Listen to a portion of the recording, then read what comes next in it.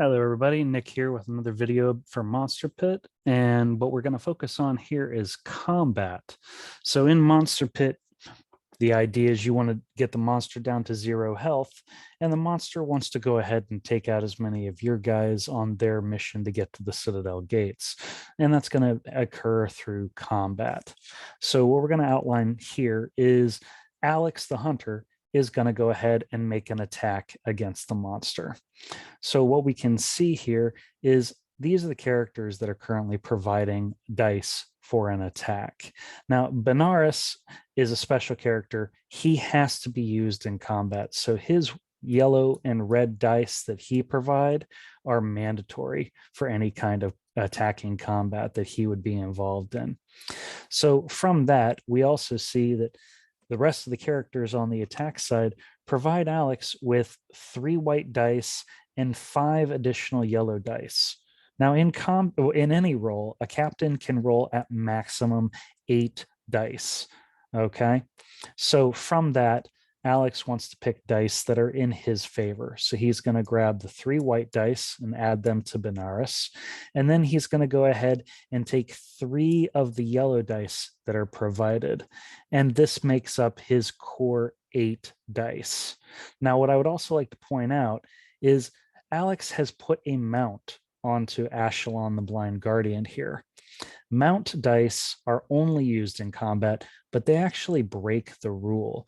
So this is going to allow Alex to grab an extra yellow die, and whereas normally he would roll 8 dice, because of this mount, he gets to roll a 9th die. That extra yellow die does not count against his 8.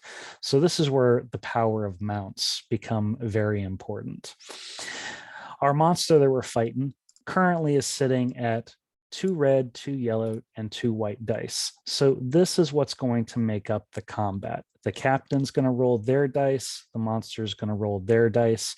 Captains care about captain results. They want these crossed axes. They do not want monster results.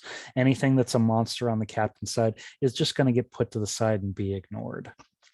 Monsters are the same situation, but for the monster. They want monster results. They do not want captain results. The captain results get set to the side.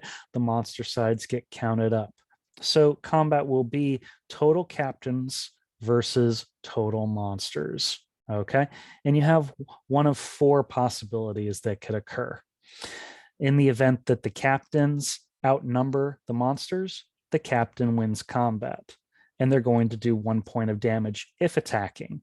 If the captain were defending, no damage will be done to the monster. If the monster attacks them, the captain simply doesn't have to sacrifice or injure somebody. So damage is only done to the monster when the captain is making an active attack from either the Citadel Gate or the Watchtower.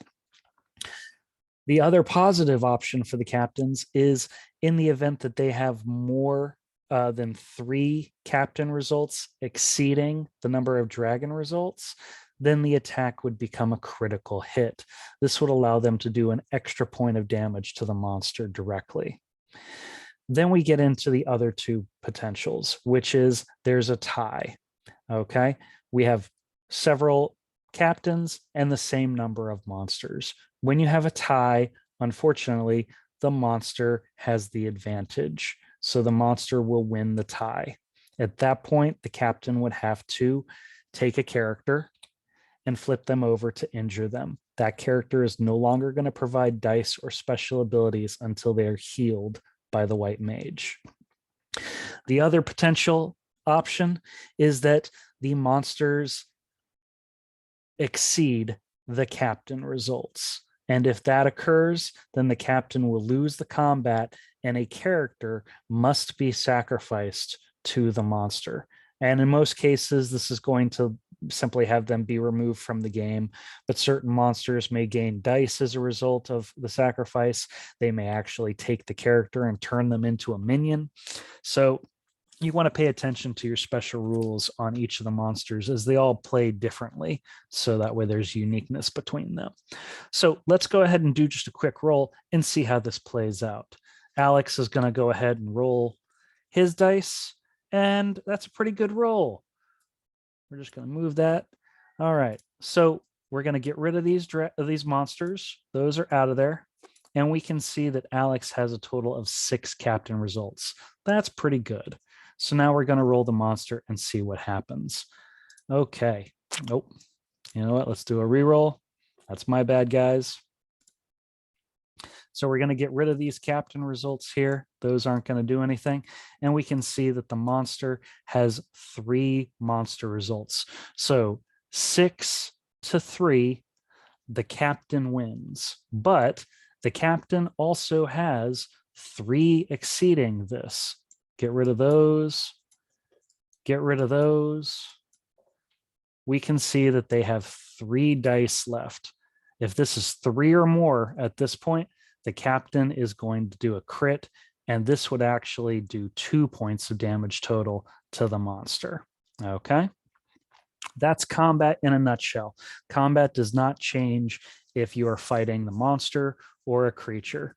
If you have a monster that happens to make one captain attack another captain, you do the exact same thing. Whoever it was that would be the forced attacker, they're going to go ahead and they're going to roll their dice. They're still a captain, so they want captain results, just like the defending captain wants captain results. You're going to go ahead and add them up. And that's going to be a simple who wins the combat.